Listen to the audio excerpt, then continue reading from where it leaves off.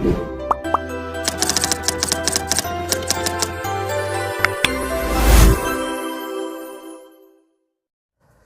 Hello നമസ്കാരം. PG3 അക്കാദമിയുടെ പുതിയൊരു ക്ലാസ്സിലേക്ക് ഏവർക്കും സ്വാഗതം. ആക്ച്വലി പുതിയ ക്ലാസ് അല്ല, ICDS സൂപ്പർവൈസർ 10th ലെവൽ എക്സാമിന് വേണ്ടിയിട്ടുള്ള ഒരു ക്ലാസ്സുമായിട്ട് വന്നതാണ്. നമ്മൾ ഇന്നലെ അന്തരീക്ഷ മണ്ഡലങ്ങൾ, അന്തരീക്ഷ പാളികൾ പഠിച്ചിട്ടുണ്ടായിരുന്നു അല്ലേ? ട്രോപ്പോസ്ഫിയർ, സ്ട്രാറ്റോസ്ഫിയർ, മീസോസ്ഫിയർ, തെർമോസ്ഫിയർ എന്ന രീതിയിൽ നമ്മൾ പഠിച്ചിട്ടുണ്ട്. അതിന് നമ്മളൊരു കോഡും പഠിച്ചിട്ടുണ്ടായിരുന്നു, TMOST.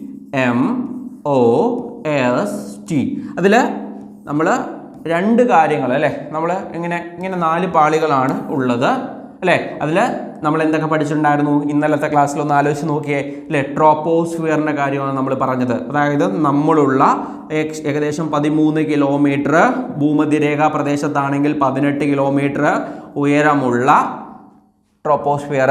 ഇവിടെ മഴയുണ്ടാവുന്നുണ്ട്, മഞ്ഞുണ്ടാകുന്നുണ്ട്, കാറ്റുണ്ടാകുന്നുണ്ട്, ഇടിമിന്നലുണ്ടാകുന്നുണ്ട്.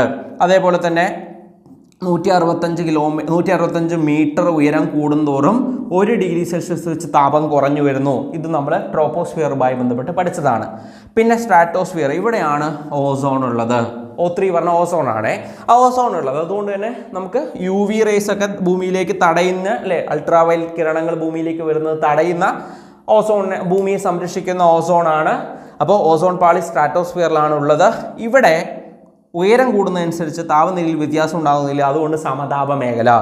ജെറ്റ് വിമാനങ്ങൾക്ക് പോകാൻ പറ്റിയ എയർ പോക്കറ്റുകളില്ലാത്ത തെളിഞ്ഞ അന്തരീക്ഷമുള്ളതായതുകൊണ്ട് ഇവിടെ സ്ട്രാറ്റോസ്ഫിയറിലൂടെ ജെറ്റ് വിമാനങ്ങൾ പോകുന്നുണ്ട്. ഇതാണ് നമ്മൾ പഠിച്ചത്. ഇതിൽ ട്രോപ്പോസ്ഫിയറിൽ നിന്ന് സ്ട്രാറ്റോസ്ഫിയറിലേക്ക് പോകുന്ന ഈ ഒരു ഭാഗത്തെ നമ്മൾ ടോപ്പോ പാസ് എന്നാണ് പറഞ്ഞത്. ടോപ്പോ പാസ്. ഈ ടോപ്പോ പാസ് കഴിഞ്ഞാൽ സ്ട്രാറ്റോസ്ഫിയർ തുടങ്ങി സ്ട്രാറ്റോസ്ഫിയർ അവസാനിക്കുന്ന അവിടെ നിന്ന് മറ്റൊരു ഭാഗത്തേക്ക് മീസോസ്ഫിയറിലേക്ക് പോകുന്നത്, അതിനെയാണ് നമ്മൾ സ്ട്രാറ്റോ പാസ് എന്ന് പറയുന്നത്. ഈ സ്ട്രാറ്റോ പാസ് ഇനി അതിനെക്കുറിച്ചാണ് നമ്മൾ പറയാൻ പോകുന്നത്. മെയിനായിട്ട് മനസ്സിലാക്കേണ്ട കാര്യം നോക്കുക, ട്രോപ്പോസ്ഫിയർ, സ്ട്രാറ്റോസ്ഫിയർ, അടുത്തത് മുകളിലോട്ട് പോകുന്നതോറും മീസോസ്ഫിയർ. ഈ മീസോസ്ഫിയറിനെ എടുത്ത് നോക്കിയാൽ ഭൂമിയിൽ നിന്ന് 50 മുതൽ 80 കിലോമീറ്റർ വരെ വ്യാപിച്ചിരിക്കുന്ന ആളാണ് മീസോസ്ഫിയർ എന്ന് പറയുന്നത്. ഭൂമിയിൽ നിന്ന് 50 മുതൽ 80 കിലോമീറ്റർ വരെ. ഭൂമിയിൽ നിന്ന് ആദ്യം 13 കിലോമീറ്റർ വരെ ട്രോപ്പോസ്ഫിയർ, അവിടെ നിന്ന് 50 കിലോമീറ്റർ വരെ നമ്മൾ പറഞ്ഞിട്ടുണ്ടായിരുന്നു സ്ട്രാറ്റോസ്ഫിയർ. ആ 50 മുതൽ 80 വരെ ആരാണ്? നമ്മുടെ മീസോസ്ഫിയർ ആണുള്ളത്. ഇവിടെ ഉയരത്തിനനുസരിച്ച് താപം കുറഞ്ഞു വരികയാണ് ചെയ്യുന്നത്. ഇവിടെ നിന്ന് ഇങ്ങനെ മുകളിലോട്ട് പോകും തോറും ഇവിടെ എത്തുമ്പോഴേക്ക് എന്താവും? താപം വല്ലാതെ അങ്ങോട്ട് കുറയും. അപ്പോൾ ഉയരത്തിനനുസരിച്ച് താപം കുറഞ്ഞു വരുന്നത് എവിടെയാണ് എന്ന് ചോദിച്ചു കഴിഞ്ഞാൽ മീസോസ്ഫിയറിലാണ്. ഉയരത്തിനനുസരിച്ച് താപം കുറഞ്ഞു വരുന്ന മണ്ഡലം ഏതാണ്? മീസോസ്ഫിയർ ആണ്. അതുപോലെ തന്നെ അന്തരീക്ഷത്തിലെ ഏറ്റവും കുറഞ്ഞ താപനില ഞാൻ പറഞ്ഞു, നമുക്ക് സ്ട്രാറ്റോപാസ് മുതൽ മീസോപാസ് വരെയാണ് മീസോസ്ഫിയർ. ഈ മീസോപാസിലാണ് ഏറ്റവും കുറഞ്ഞ താപനില. നല്ല തണുപ്പുള്ള സ്ഥലം അവിടെയാണ്. അതായത് -80 ഡിഗ്രിയാണ് അവിടുത്തെ തണുപ്പെന്ന് പറയുന്നത്. -80 ഡിഗ്രി, നല്ലോണം ആലോചിക്കണേ.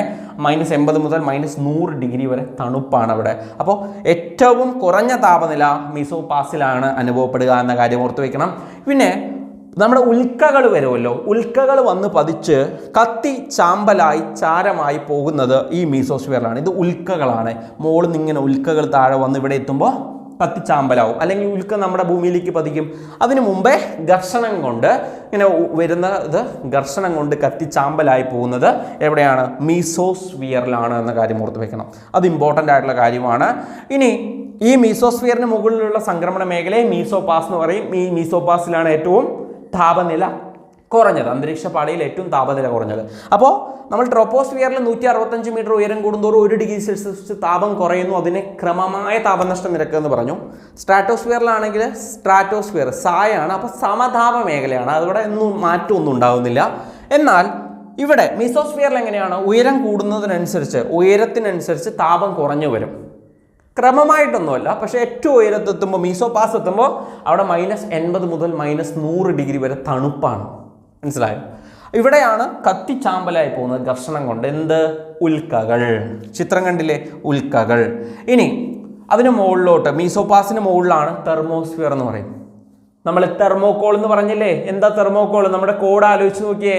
തെർമോകോൾ എന്ന് പറയുന്നതിൻ്റെ കാരണം എന്തായിരുന്നു? ഏറ്റവും മുകളിൽ പൊങ്ങിക്കിടക്കാൻ വേണ്ടിയിട്ട്. താഴെ ട്രോപ്പോസ്ഫിയർ നമ്മളുള്ളത്, ഏറ്റവും മുകളിൽ തെർമോസ്ഫിയർ.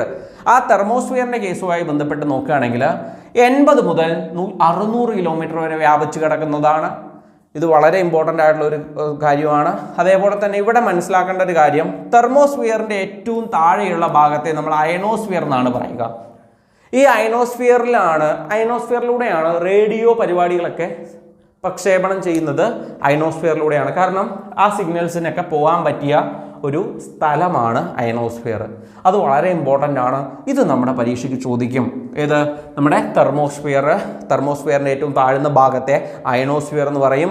ഈ അയനോസ്ഫിയർ റേഡിയോ പരിപാടികളുടെ ദീർഘദൂര പ്രക്ഷേപണത്തിന് സാധ്യമാക്കുന്ന ഭാഗമാണ് എന്ന കാര്യം ഓർത്ത് വെക്കണം. അത് ഇമ്പോർട്ടൻ്റ് ആയിട്ടുള്ള ഒരു കാര്യമാണ്. അപ്പോൾ നമ്മൾ ഇതുവരെ പഠിച്ച കാര്യങ്ങളുമായി ബന്ധപ്പെട്ട ഇതൊന്ന് നമുക്കൊന്ന് സോൾവ് ചെയ്യാം. ഇതൊന്ന് ശ്രദ്ധിക്കുക. ഉയരത്തിനനുസരിച്ച് താപം വർദ്ധിക്കുന്നു, ഉയരത്തിനനുസരിച്ച് താപം കുറയുന്നു, കാലാവസ്ഥാ പ്രതിഭാസങ്ങൾ ഉണ്ടാകുന്ന അന്തരീക്ഷ മണ്ഡലം. ഇവിടെ ഞാൻ ഓരോന്നായിട്ട് പറയാം. കാലാവസ്ഥാ പ്രതിഭാസങ്ങൾ ഉണ്ടാകുന്ന മണ്ഡലം എന്ന് പറഞ്ഞാൽ എന്താ? കാലാവസ്ഥാ പ്രതിഭാസങ്ങൾ അല്ലെ, മഴ, മഞ്ഞ്, കാറ്റ്, മേഘങ്ങളുടെ രൂപീകരണം. കാലാവസ്ഥാ പ്രതിഭാസങ്ങൾ ഉണ്ടാകുന്നത് ഏതിലാ? ട്രോപ്പോസ്ഫിയറിലാണോ, സ്ട്രാറ്റോസ്ഫിയറിലാണോ, മീസോസ്ഫിയറിലാണോ, തെർമോസ്ഫിയറിലാണോ? നിങ്ങൾ പറഞ്ഞേ, എവിടെയാണ് കാലാവസ്ഥ ഉണ്ടാകുന്നത്? ട്രോപ്പോസ്ഫിയറിലാണ്. ഒരു സംശയവും വേണ്ട. അൾട്രാ വയലറ്റ് കിരണങ്ങളെ തടഞ്ഞു നിർത്തുന്നത് ആരാ? ഓസോൺ ഉള്ളത് ഏതിലാ? O3 അല്ലേ? നമ്മൾ ഓസോൺ ഉള്ളത് സ്ട്രാറ്റോസ്ഫിയറിലാണെന്ന് നമ്മൾ പറഞ്ഞിട്ടുണ്ട്. അപ്പോൾ അൾട്രാ വയലറ്റ് കിരണങ്ങളുള്ളത് സ്ട്രാറ്റോസ്ഫിയറിലാണ്. ജെറ്റ് വിമാനങ്ങൾക്ക് സുഗമമായി സഞ്ചരിക്കാൻ കഴിയുന്നത് എവിടെ തന്നെയാണ്? സ്ട്രാറ്റോസ്ഫിയറിൽ തന്നെയാണ്. ശരിയല്ലേ?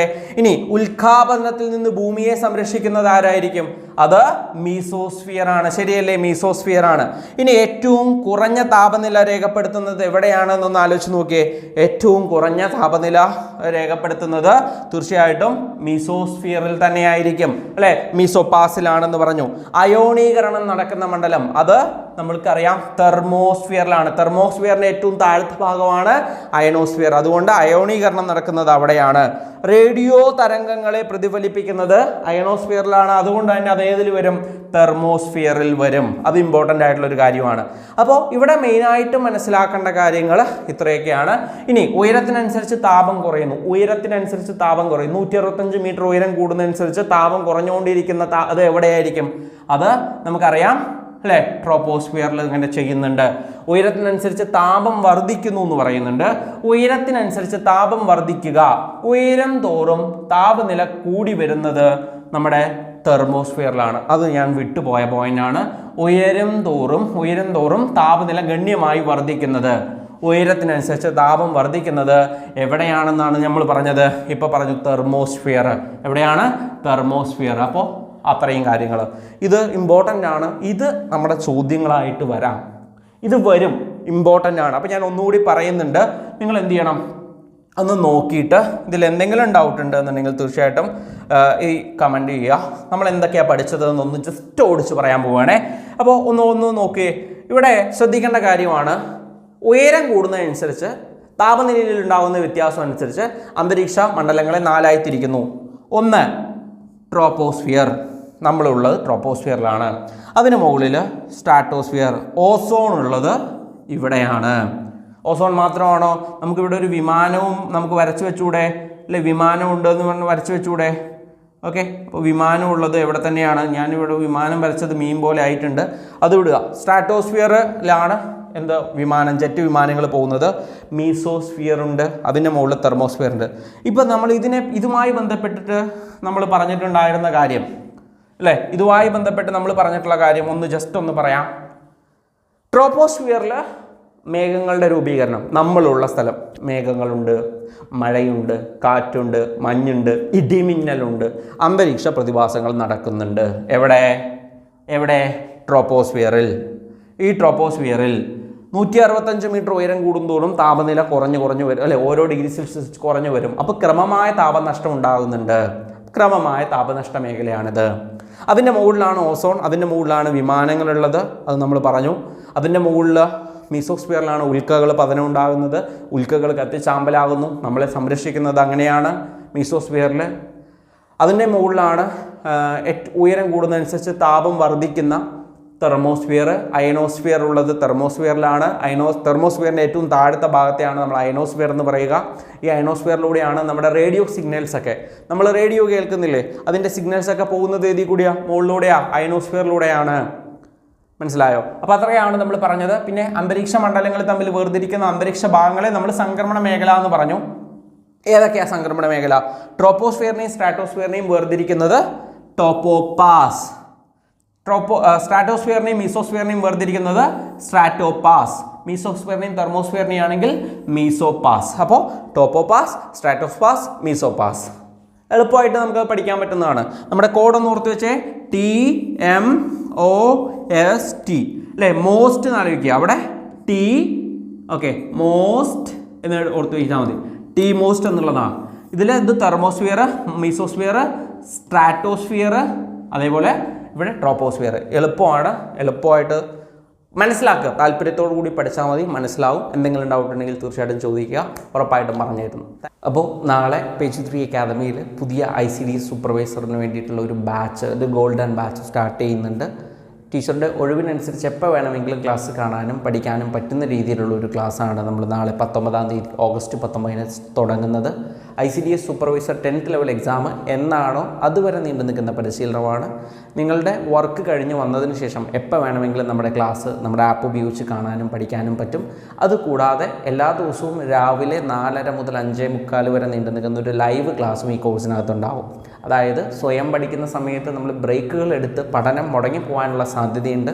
അപ്പോൾ അതൊന്ന് ഒഴിവാക്കുന്നതിന് വേണ്ടിയിട്ടാണ് നമ്മൾ ഈ രാവിലെ 4:30 മുതൽ 5:45 വരെ എല്ലാ ദിവസവും ക്ലാസ്സുകളായിട്ട് വരുന്നത്. അപ്പോൾ രാവിലെ 4:30 മുതൽ 5:45 വരെയുള്ള ലൈവ് ക്ലാസ്സും അതുപോലെ തന്നെ റെക്കോർഡ് രൂപത്തിലുള്ള ക്ലാസ്സുമായിട്ട് പരീക്ഷ വരെ നീണ്ടു നിൽക്കുന്നൊരു കോഴ്സാണ് നാളെ സ്റ്റാർട്ട് ചെയ്യുന്നത്. കോഴ്സിൽ ജോയിൻ ചെയ്യാൻ ചുവടെ കാണുന്ന നമ്പറിലേക്ക് വിളിക്കുക.